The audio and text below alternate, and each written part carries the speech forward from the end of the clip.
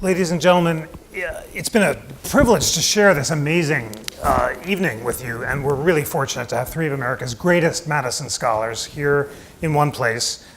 Not since Madison dined alone or something like that, have such a group of Madisonians been convened. And I want to start with Gregory Weiner, because Professor Weiner's book, Madison's Metronome, transformed the way I thought about James Madison, introduced to me the central Madisonian conception of time as being central to his vision of the triumph of reason rather than passion, and emphasized the need for cooling mechanisms to slow down the formation of public opinion so that reason rather than passion could prevail. So, Greg, in your great white paper for the Madisonian Commission, you talk about the many ways that technology and other factors have undermined Madison's hope that majorities would form slowly and be ruled by reason. Describe what Madison's vision was, why time was so important to it, and what some of the factors undermining that vision are. Yeah, thank you very much for having me. The distinction really starts for Madison with the distinction between reason and passion. For Madison, the passions were to be diffused, and reason was the mechanism by which we were to make decisions. And for Madison, the power of time is in the delaying effect, in giving natural space for the passions to diffuse. So Madison gives us a series of constitutional mechanisms, but also some fairly organic ones, like the extent of the territory and so forth, in addition to mechanisms like the Senate and things like that. The way I would think of it is that a majority has to cohere for an interval that is proportional to the gravity of the issue under consideration. So something that's a major change in the regime requires much longer coherence for Madison, so that public opinion can settle and be deliberate. I think the crucial thing to understand is that is a fact of life in Madison's time, that things don't happen quickly. So it's not by any means a flaw in the Madisonian system, obviously, that he doesn't see Twitter coming.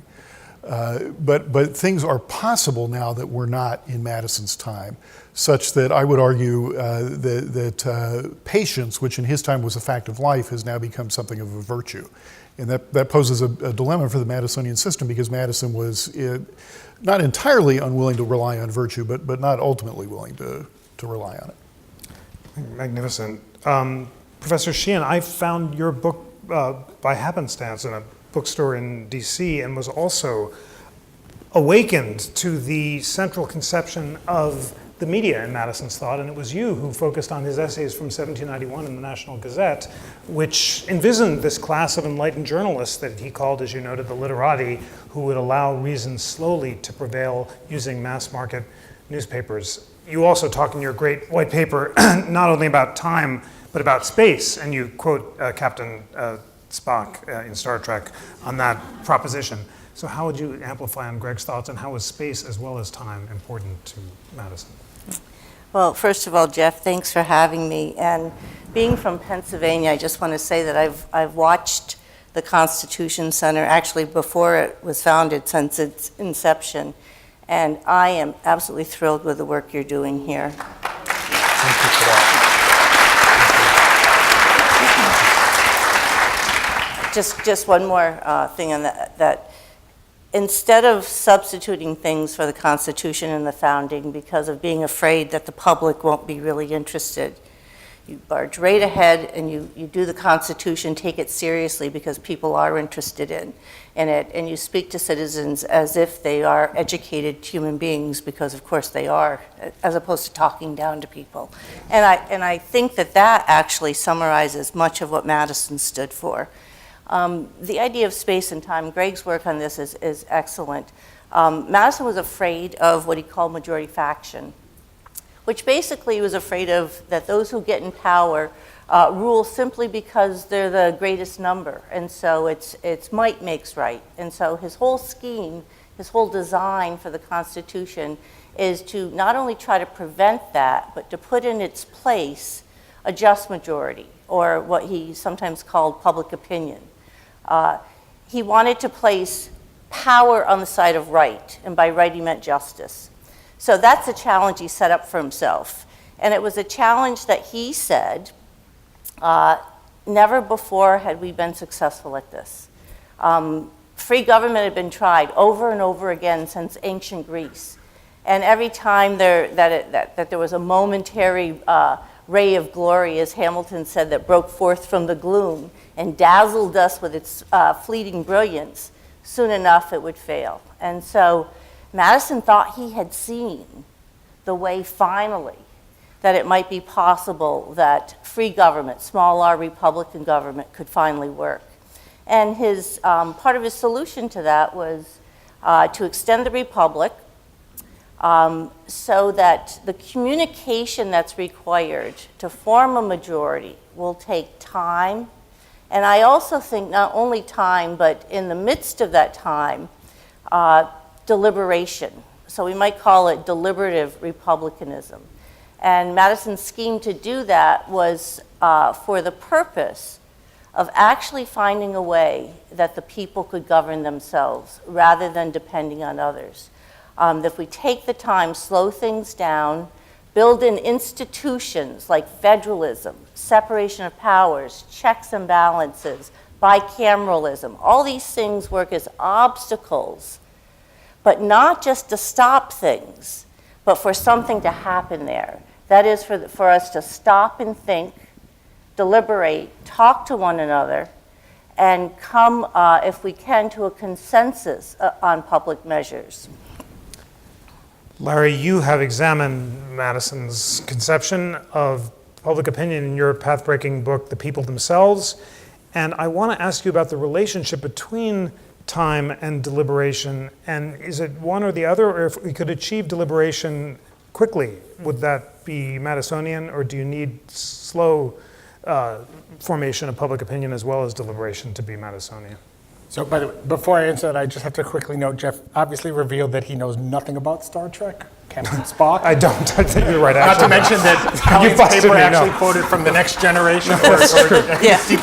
Well, there are these names here: Kim, Janeway, Paris. Oh, Janeway, so it's characters? Voyager. Yeah. And this is a Star TV Trek series fan. or something? Star like Trek that? fan, yeah. Okay, sorry. I was faking it. Yeah, I got it. Literally, yeah, sorry. So, and let me build off the other Thanks two. I'm going to twist your question a little, because I think building off of what Greg and Colleen said, we can sort of think about where we are today, because Madison's theory really depends, as Greg says, it's largely around how can we create the circumstances in which we can find that balance where we have actual Republican government, it's popular government on the one hand, but that doesn't fall into all the traps that they were experiencing in the period prior to the Constitution, where you were getting lots of unjust laws. And so the idea of slowing things down for deliberation, but it depended very, very much on a leadership class. So the idea was there's a conversation that will be happening that is led by the leadership, the political leadership of the country, and the structure of 18th century politics enabled that. So the problem isn't so much time. Things are still taking plenty of time. Nothing happens fast today, right? I mean, bills that get proposed in Congress go on and on and on. But what has happened is the structure of politics in which the way in which communications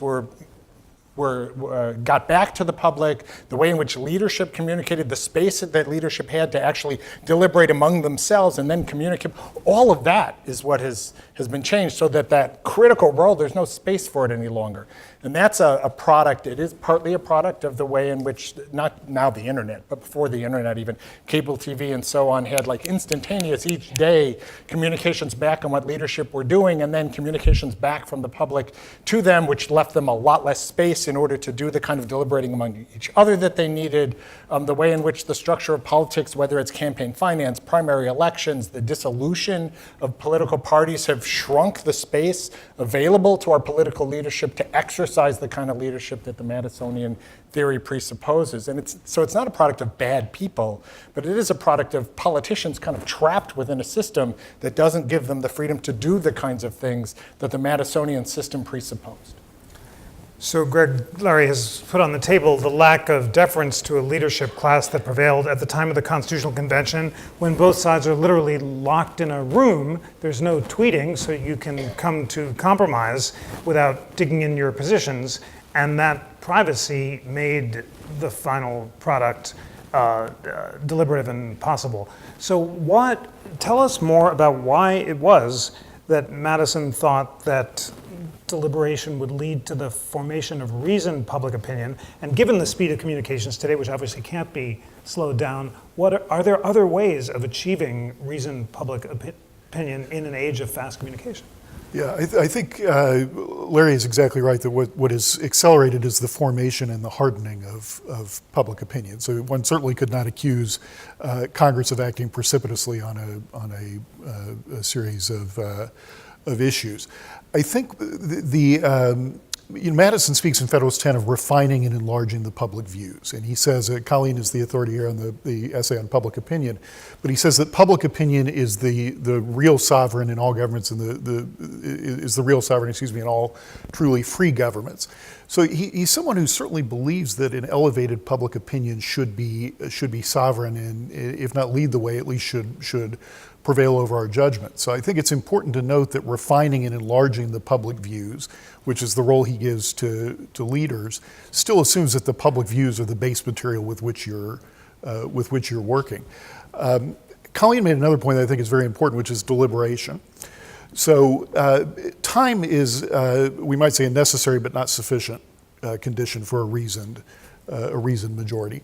I do think that time in and of itself does a fair amount of the work for Madison in making that space, insofar as his psychology presumes that passions are in and of themselves by definition short-lived.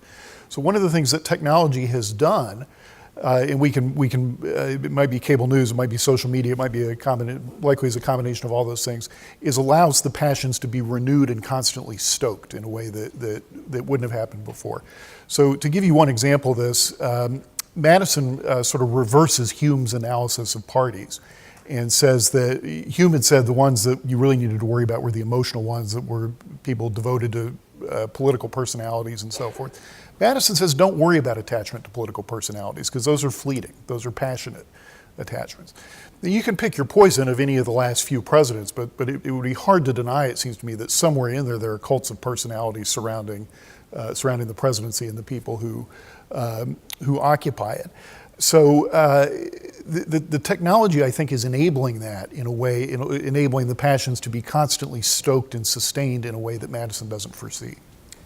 That seems that's a very important point, of course. And Colleen, as the expert on Madison public opinion, what of Greg's point? So posts on Facebook that are based on passion and appeal to emotion travel further and faster than those based on reason. So fake news travels faster than real news because an inflammatory headline is more likely to be shared without being read than one that is complicated and appeals to facts. So given that reality and a politics that appeals to politicians in emotional rather than in personal terms, what light can the Madisonian dichotomy tell us about how to resurrect the role of reason in the formation of public opinion today? Small question, but we've got about 3 minutes left, so we better solve it. And on to you, Larry. Well, first of all, we were talking this afternoon about the Twitter and Facebook and the problems of social media today, and I agree that these things are problematic in terms of, especially this people being anonymous and saying things that I don't think that they would normally say if they had to attach their name to it. But having said that, I think it's a problem, but I feel a little bit like what Mark Twain said about Wagner's music. I didn't say I thought it was great, I just said it's not as bad as it sounds. That's not fair. So I think those things are problematic, but I think that I don't think deference per se, if I'm understanding what folks are arguing for this, was what Madison was arguing for, or that he would think was the solution. Gordon Wood originally had this idea that what the Federalists and Madison were trying to do was to create a sort of elite, a distance between the people and the elite, so that we sort of let them alone and let them rule. A kind of, rather than it really being Republican, a kind of aristocracy, or what some people call a ghostly body politic. We say the people are sovereign, but it's really a ghostly body. I don't think that's Madison at all. I think Madison was a genuine believer, genuinely dedicated to free government, to government by the people. And so the idea had to be, how do we take what we have in terms of the public views and put them to the test without having a minority rule or an elite rule? How do we establish deliberation at all kinds of different points of the governmental levels and systems?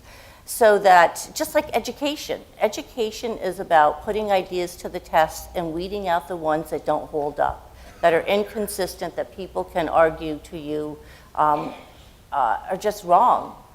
And so the Madisonian system is a kind of a civic educational system in and of itself, in which, in the final analysis, those who rule are, in fact, the people. Now, how to do that today to slow things down so that we can have more reasonable opinions as public policy? This, I think, is primarily primarily. It's certainly a problem of what's happened in government itself. Congress is not legislating. And Senator Coons is right. People in Congress have got to get the courage to do their job again. It's time for them to stand up and be legislators and not just constituent service or running for election. Because the people's views work through their representatives. And if the representatives aren't doing their job, then they have actually let down their constituents and they're not representing their views. And so I think that's probably the first step and one of the most important steps to reestablish what Madison was looking for.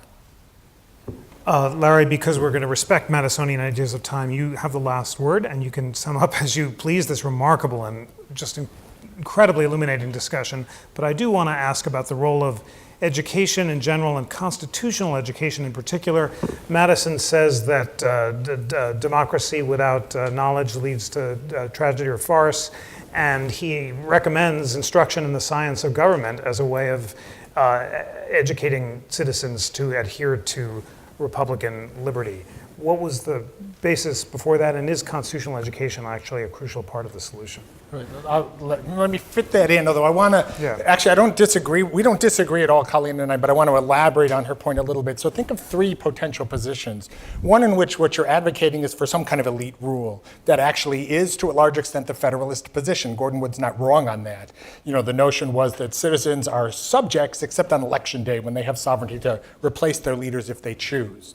It's not a particularly appealing conception, and in fact it is the point on which the Republicans led by Madison and Jefferson disagreed, because they did believe in popular rule. On the other hand, think at the other side of what we think of as direct democracy. They absolutely did not think that was a good idea. You can't actually just have direct government by the mass of people. It never works, leads to all sorts of bad outcomes. So the key Madisonian insight, which I think is really kind of brilliant and so much lost today, is this balance in the middle. That's where the role of a so-called elite is leading the public in the conversation to have a government by persuasion. And so the whole structure of the system of extended republic, separation of powers, was all about creating a space for an ongoing conversation by which eventually a majority would coalesce around positions that were most likely, they might not always be, but most likely to be reasonable and just. And I think that insight remains valid today. I think after that, you have to kind of put the founding aside, because the fact is constitutional law is necessarily a form of customary law. It's refracted through a text, but it has nevertheless been evolving since day one. And the structure of our politics and our political institutions and our public are so radically different today that we have to think about how do we capture that core insight in the context of today's politics. And so, again, I agree with Colleen about what we need from our representatives, but we do need to acknowledge that, as I say, it's not a bunch of bad people who only want to do constituent service. It's that we have created a set of institutions that are limiting what they can do, controlling what they can do. And as I say, those are things, we know many of them. They are our system of campaign finance. They are our system of elections, in particular primary elections. They are our media system right now. These things are distorting our politics, and we do need to address them somehow as citizens to create the space. So where does constitutional education fit in? One of the biggest losses, and you see this is not just on the public, but also on the part of most elected officials, all of the kinds of things we're talking about, most of them don't know and can't articulate. Because in fact, beginning about a generation ago, we stopped educating our children in the fundamentals of what it means to have an American democracy. Didn't think of that as an applause line, to be honest, but it's actually kind of unfortunate that it is. So we do need to recover that and recognize that education about the responsibilities and obligations of democratic citizenship is not teaching people that there are 3 branches of government and something called judicial review.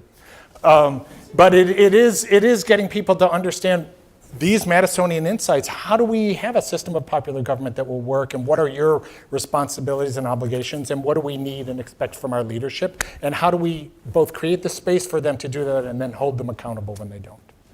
That is the perfect note to end this absolutely remarkable series of discussions. So for educating our audience about the core insights of Madisonian democracy, and to our audience for taking the time, taking these 2 hours tonight to educate yourself about the Constitution and to learn from the greatest minds in America from diverse perspectives about the Constitution.